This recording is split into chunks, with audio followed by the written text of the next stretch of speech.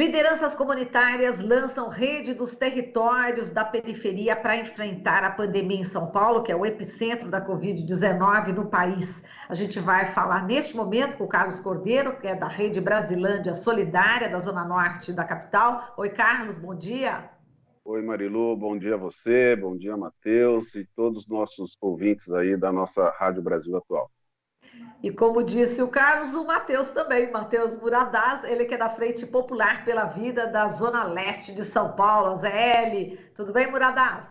Bom Bom dia. dia, Marilu. Bom dia, Carlos. Bom dia aos ouvintes da rádio. É um prazer estar aqui conversando com vocês e obrigado pelo espaço para a gente poder trazer um pouco a realidade das periferias. Muito bem, a gente está aqui na Rádio Brasil Atual e na TVT, e inicialmente a gente pede para o Carlos falar como é que foi formada, né, essa rede Brasilândia Solidária. Já foi por causa da Covid, não é isso, Carlos? Isso mesmo, Marilu. Infelizmente, com as notícias divulgadas aí do Covid-19, a Brasilândia sempre acabou aparecendo como o bairro que tem o maior número de mortes no Brasil.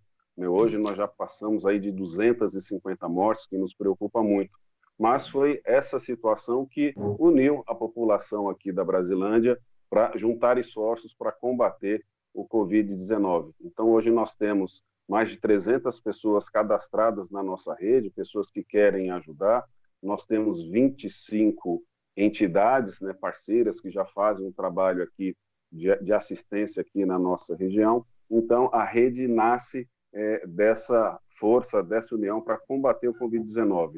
Hoje nós temos em torno já de 10 núcleos da rede, tem o núcleo da saúde, o núcleo da educação, o núcleo do trabalho e renda, onde a gente acaba desenvolvendo trabalhos importantes. Não só o trabalho de entregar cestas básicas, de fazer campanhas de conscientização, né, de entregar máscaras para a população se proteger, mas também já estamos fazendo outras atividades, como atos em frente ao Hospital da Brasilândia, que foi inaugurado com apenas 10% da sua capacidade. Então já estamos também mobilizando a população para que tenha melhores políticas públicas aqui na nossa região.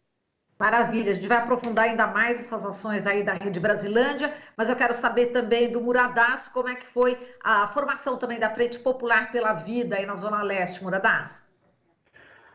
Bom, Marilu, a Frente Popular pela Vida, ela surge também no enfrentamento a essa Covid, às questões da vulnerabilidade social, né? No início de abril, uma série de coletivos de cultura, associações de bairro que vinham fazendo entrega de cestas básicas para as famílias em várias regiões aqui da Zona Leste, realizaram uma live e fizeram uma troca de experiências para entender como as periferias vêm enfrentando a Covid-19, né? E nesse momento, juntamente com o Centro de Estudos Periféricos da Unifesp Zona Leste, foi elaborado um manifesto solicitando um hospital de campanha aqui para a Zona Leste. Isso no começo de abril, né? Bem no comecinho ali da pandemia, quando começava a se expandir. Esses coletivos perceberam que seria drástica a situação na Zona Leste. Com isso, o grupo foi se ampliando e diversos grupos da Zona Leste todo entraram nesse grupo de WhatsApp e nessa construção da Frente Popular pela Vida. Por questão da Covid, nós temos nos reunido semanalmente e estamos fazendo ações elencando, né, as principais pautas que nós temos para a pressão do poder público no atendimento aos danos da Covid nas periferias. Basicamente, observando o acolhimento emergencial, a construção de hospitais de campanha na Zona Leste e uma política pública de pronto atendimento às favelas. Porque o que nós observamos, Marilu, é que as pessoas na periferia não conseguem cumprir o isolamento social. A moradia é muito diferente na periferia em relação aos bairros de classe média.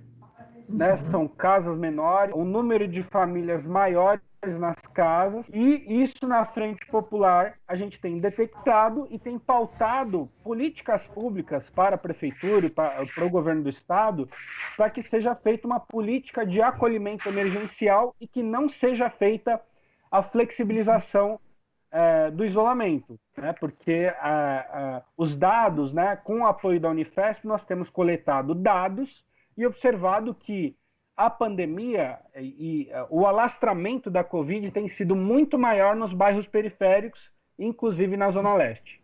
Então, foi mais ou menos esse contexto, Marilu. Muito bem. E aí essa rede, né, dos territórios da periferia visa justamente dar mais força, mais voz, não é isso? A todas essas ações que vocês estão fazendo. E a gente percebe, né, como você falou, né, Muradaz, a gente tem a situação da classe média que consegue fazer o isolamento, tem as pessoas mais pobres da periferia que não estão conseguindo fazer. Então são dois Brasils, e o que me chama a atenção realmente é essa vontade, né, de ajudar, esse olhar de cuidado com a periferia. Eu queria saber como é que foi exatamente que surgiu esse momento de ter essa ideia. Vamos fazer uma rede. Como é que foi a história? Não sei se o Carlos fala. Olha, Marilu, como o próprio Matheus estava dizendo, ele tem aí o observatório deles. Nós temos aqui um dos grupos que compõe a Rede Brasileira da Saúde Solidária, é o Observatório Social Metrópoles. E eles fizeram um estudo para a nossa rede em que aponta que 29% das residências na Brasilândia, elas são em favelas, né? Então, você imagina, como o Matheus falava, né, como é que você vai conseguir fazer um isolamento social numa casa extremamente pequena, que normalmente são de 2 cômodos, com 2, 3 gerações de família ali dentro. É impossível você ficar 24 horas dentro de um espaço seu da sua casa. E nós vimos também que 24,6% dessa população, isso são dados de 2017, os dados agora são muito piores, né? Mas 24,6% estavam desempregados. E daqueles que tinham alguma renda, a maioria deles eram empregos precários que não tinham nenhum tipo de registro em carteira. Então, como é que você vai fazer um isolamento social se você tem uma casa pequena e se você não tem nenhum tipo de garantia de renda? Você tem que sair para buscar renda. Se você não sai, a comida não chega dentro de casa. Então, nós vimos que essa situação é a mesma situação da Zona Leste, a mesma situação da Zona Sul, da Zona Oeste, e que não adianta a gente ficar fazendo ações separadas, né? A gente vê aí, muitas vezes, agora a pressão, né, dos donos de grandes comércios, como shopping center, indo lá em grupo, junto com os prefeitos, pressionar o governador e o prefeito, porque é que nós vamos ficar fazendo ações isoladas? Então, nós contatamos, né, essas regiões, todas elas estão representadas hoje nessa nossa rede das periferias, para que a gente possa ter ações conjuntas para pressionar o poder público, para reduzir, quem sabe, acabar com essa vergonhosa desigualdade que a gente tem no nosso Brasil hoje. Exato. E Muradaz, nessas iniciativas, né, conjuntas, o que você poderia já citar? O primeiro que eu queria comentar, Marilu, é que a pandemia ela tem disseminado uma situação de solidariedade nas periferias, né? Várias ações estão acontecendo nas periferias, e só que a gente não tem perna, a gente não tem condições de cobrir todos os danos da Covid, né? Então, observando isso, que surgiu essa rede de solidariedade da Zona Leste, da Zona Leste e das outras regiões, né? Observando o que acontece na Brasilândia, o que acontece em Heliópolis, em Paraisópolis, nas redes das favelas da Zona Oeste. A gente percebeu que nas periferias o cenário é muito parecido, né? Por mais que surjam ações de solidariedade das próprias pessoas, das próprias famílias, uma ajudando a outra, existe uma situação generalizada que a gente precisa de atenção do poder público para combater os danos da Covid nas periferias, tanto em relação à curva de contágio, quanto em relação à vulnerabilidade social.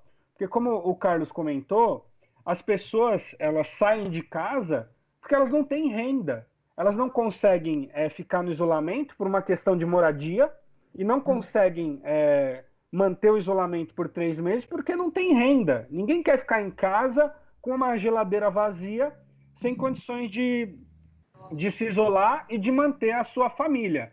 Então, o que nós observamos na construção dessa rede é que nós precisamos pressionar o poder público para que se faça políticas públicas de atendimento às periferias. Nós estamos aproximadamente a 90 dias do isolamento e nós não vemos um programa organizado da saúde da família atendendo essas periferias, né? Então, o que as prefeituras deveriam fazer? O que a Prefeitura de São Paulo deveria fazer, Marilu? Observar, olha, na Brasilândia a curva de contágio está muito alta em determinadas ruas e o que a gente deveria pautar é o programa de saúde da família, os agentes da saúde da família deveriam atuar nessas regiões com mais objetividade. Então, essa rede ela surge também para cobrar o poder público para que faça políticas públicas de contenção do contágio da Covid e proteção aos danos da vulnerabilidade social causada pela Covid. Então, muito bem. Isso, Marilu. Vocês querem ser ouvidos, né, na realidade, né? Porque a gente sabe que o governador, né, ele recebe os prefeitos, ou enfim, as demandas dos prefeitos, o próprio prefeito também recebe as demandas do comércio, dos empresários, assim como o próprio governador, mas a gente viu aí lideranças, por exemplo, de Paraisópolis indo até o Palácio, né, dos Bandeirantes e nem foram recebidos. Quer dizer, existe aí também uma falta, né, de escuta por parte do poder público do que a periferia está gritando, não é isso? Eu acho que além da falta de escuta, existe uma tomada de lado do poder público. Ele só não deixa de ouvir a periferia, ele toma lado da parte do empresariado dessa cidade. Nós vimos agora, recentemente, um levantamento da Rede Nossa São Paulo, uma pesquisa junto com o Ibope, que aponta que 67% das pessoas entrevistadas na cidade de São Paulo perderam totalmente ou parcialmente a sua renda. E que 46% delas queriam como medida principal do poder público a manutenção do emprego e a manutenção da renda. E o que o prefeito e o governador fazem com essa pesquisa? Exatamente o contrário. Eles se reúnem com os donos de shopping e na véspera do Dia dos Namorados, eles vão e abrem os shopping centers para que esse setor pudesse receber o seu dinheiro. Então, esse setor, esse poder público hoje, além dele não ouvir a periferia, ele toma lado, ele toma o lado dos empresários. E aí a gente só tem uma situação, é ser solidário com essas pessoas, dar cesta básica, ajudar com máscaras, mas nós temos que ser solidários na mobilização. Então é isso que nós estamos fazendo, nós confeccionamos um documento, fizemos um manifesto, estamos levando esse manifesto para que o prefeito possa nos receber, porque o poder público precisa ouvir a população, precisa dar muito mais ouvido para a população e muito menos para esse setor econômico que já está cansado de arrancar o couro desse povo nosso que é tão sofrido e que coloca o Brasil como o segundo pior país na distribuição de renda, o segundo pior país em desigualdade social. Exato. Agora vamos falar dessa questão do atendimento médico, como é que está a estrutura hospitalar nessas duas regiões, pelo menos, que a gente está aqui com vocês representados, né? Inicialmente Muradas, como é que está aí na Zona Leste, essa questão dos hospitais? O que acontece, Marilu, e os relatos que a gente tem recebido aqui na Zona Leste, eles vão no sentido que a pessoa ela só vai ser internada e atendida, assim, isolada num hospital, se ela estiver no estágio crítico, né? Então, os hospitais aqui, por mais que não estejam superlotados, o que está acontecendo é que as pessoas estão sendo mandadas para casa. O protocolo de atendimento nos hospitais públicos é que a pessoa apresente os sintomas e caso ela tenha uma situação grave, aí sim ela vai para o hospital. O que é diferente para a classe média. O que é diferente para as pessoas que vão num convênio, num hospital privado, que conseguem já ter um tratamento no primeiro momento. Detectou a Covid, a pessoa já vai ter um atendimento diferenciado, já vai ter um quarto para a periferia. Não está acontecendo isso. As pessoas já estão chegando num estágio crítico e é isso que está acontecendo, Marilu. Então, quando a gente vê os dados aí divulgados pela prefeitura de que os leitos não estão superlotados, é porque está acontecendo isso. O protocolo que a prefeitura segue hoje deixa as pessoas das periferias chegarem ao estágio máximo da sua saúde, praticamente debilitadas, muito debilitadas, e não recebem o tratamento adequado no início, né? Porque isso é muito importante, né, Marilu? Que a gente deveria ter um tratamento desde o início. Detectou a Covid, a pessoa precisa se tratar desde o início. A gente não pode esperar a pessoa chegar num estágio extremamente debilitado, à beira da morte, para ser tratada. Então é óbvio que a gente vai olhar os dados aí e não vai ter os leitos superlotados, porque as pessoas estão chegando mortas, quase mortas nos hospitais. Então é isso que a gente quer levar. Acredito que o Carlos, na Brasilândia, e os outros companheiros aí das outras regiões estão vivendo a mesma situação. O que a gente quer é que o poder público assuma a sua responsabilidade. Porque se as pessoas estão morrendo mais nas periferias, é porque não existem políticas públicas adequadas de combate ao crescimento da pandemia. Nós queremos ser escutados. É isso, Marilu. Muito bem. Carlos, e aí essa questão, né, do atendimento hospitalar, como é que está na Zona Norte? Olha, e aqui é muito crítico, Marilu. Nós temos aqui o Hospital Geral da Vila Penteado, que é o principal hospital hoje aqui que está recebendo, né, esses pacientes com a Covid, e a gente vê que todos os leitos daqui estão ocupados desse hospital e as pessoas estão morrendo por falta de atendimento, como saiu na imprensa essa semana. E a menos de 1 quilômetro, ou seja, 800 metros, tem o Hospital Municipal da Vila Brasilândia, que estava lá parado, que não tinha sido inaugurado. E depois da nossa pressão, o hospital foi inaugurado, ele tem capacidade para 305 leitos. Foi inaugurado com apenas 36 leitos, ou seja, 11% só da sua capacidade. É uma vergonha que o hospital novinho, prontinho, esteja funcionando apenas com 11% da sua capacidade. Então, nós já fizemos um ato em frente a esse hospital e nesse próximo sábado agora, nós inclusive vamos fazer uma caminhada que sai do Hospital do Penteado, vamos colocar as cruzes simbolizando as pessoas que morreram aqui na nossa região, juntando inclusive a freguesia Brasilândia, se aproximam de 500 mortes aqui, com a igreja, com apoio da Igreja Católica e outras lideranças, nós vamos fazer aqui uma caminhada para denunciar essa irresponsabilidade do Hospital da Brasilândia não está funcionando 100% num momento tão importante como esse. Muito bem, agora eu quero saber de vocês, qual que é a influência, né, que o presidente Bolsonaro exerce na população da periferia onde vocês estão atuando. O fato, enfim, dele, né, minimizar, né, o coronavírus, isso está influenciando as pessoas e também queria saber das fake news, né, se elas falam muito das notícias que recebem, que isso não é grave, enfim, como é que está essa questão? Isso atrapalha bastante vocês? Com certeza, Marilu, com certeza, porque quando as pessoas veem o presidente da nação dando sinalizações e fazendo uma comunicação não clara em relação à Covid, né? Muito pelo contrário, fazendo a negação, né? Falando e daí para as mortes, isso realmente chega nas pessoas das periferias e a gente visualiza que as pessoas não estão acreditando na Covid, né?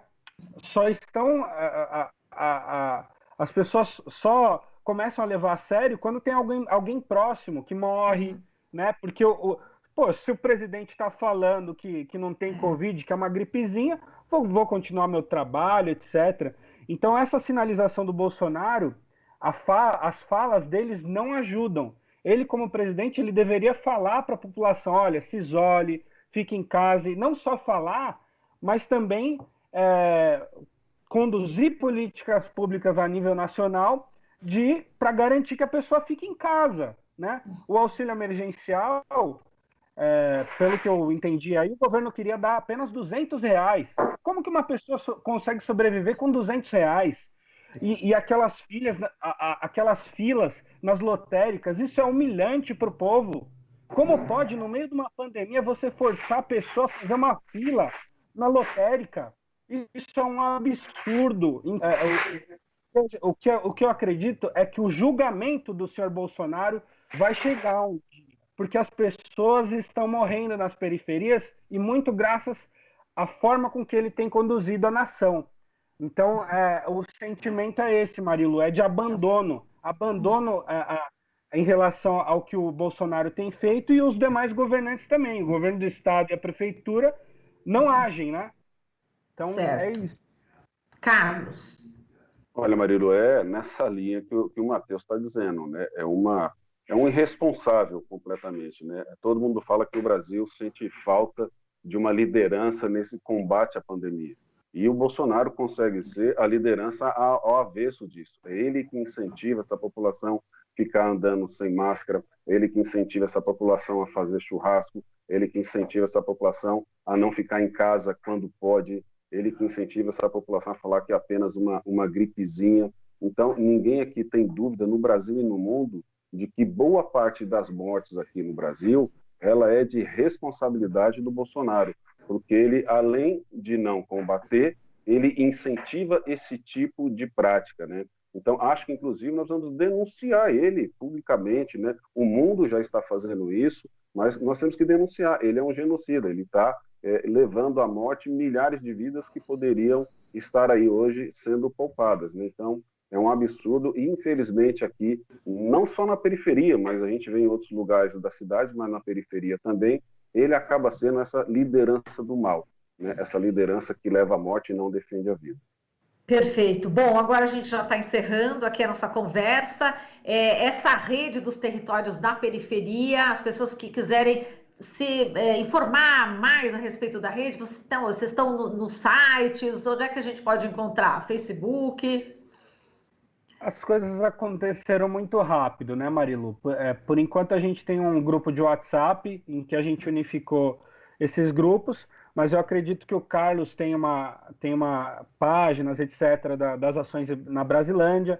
Aqui na Zona Leste nós temos as páginas, né? Frente Popular pela Vida, quem quiser procurar no Facebook. Nós temos algumas hashtags que a gente tem divulgado contra a flexibilização, etc., e acredito que os outros companheiros também de cada região têm a sua divulgação, certo, Carlos? Com certeza, Matheus. Mas o nosso principal espaço aí de contato com todo mundo é o Facebook, né? Você vai procurar a gente lá na Rede Brasilândia Solidária no Facebook. Lá vai ter as nossas programações, as nossas pesquisas, as nossas atividades. Perfeito. Gente, agradeço demais aí a presença de vocês aqui na Rádio Brasil Atual e na TVT. Carlos Cordeiro, Matheus Muradás, um grande abraço e vida, enfim, muita sorte aí nessa rede dos territórios da periferia, que a gente vai precisar e muita solidariedade e vamos fazer ecoar a voz de vocês aqui, tá bom? Um grande abraço. Carlos Cordeiro, da Rede Brasilândia Solidária, e também Matheus Muradás, da Frente Popular pela Vida. Forte abraço. Você está ouvindo Jornal Brasil Atual. As notícias que os outros não dão.